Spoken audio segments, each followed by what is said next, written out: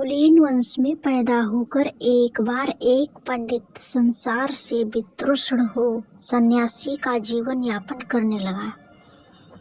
उसके आध्यात्मिक विकास और संवाद से प्रभावित हो कुछ ही दिनों में अनेक सन्यासी उसके अनुयायी हो गए।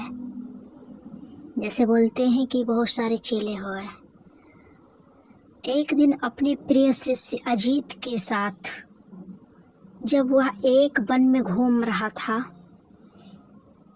तब उसकी दृष्टि वन के एक खड्ड पर पड़ी, जहाँ भूख से तड़पती एक व्याघ्री अपने ही नन्हे नन्हे बच्चों को खाने का उपक्रम कर रही थी। गुरु की करुणा व्याघ्री और उसके बच्चों के लिए उमड़ पड़ी। उसने अजीत के पास की बत्ती से व्याघ्री और उसके बच्चों के लिए कुछ भोजन लाने के लिए भेज दिया। फिर जैसे ही अजीत उसकी दृष्टि से ओझल हुआ, वह तत्काल खाई में कूद पड़ा और अन्य को स्वयं को व्याघ्री के समक्ष प्रस्तुत कर दिया। भूखी व्याघ्री उस पर टूट पड़ी और क्षण भर में उसके चिथड़े उड़ा दिए।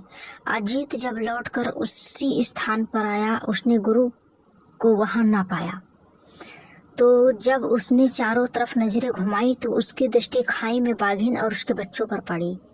वे खूब प्रसन्न हो और किलकारियां भरते दिख रहे थे, किंतु उनसे थोड़ी दूर पर खून में सने कुछ कपड़ों के चिथड़े बिखरे पड़े थे, जो निसंदेह उसके गुरु के थे। गुरु ने व्याघ्री के नन्हे बच्चों की जान बचाने के लिए अपने प्राणों की बलि चढ़ा दी।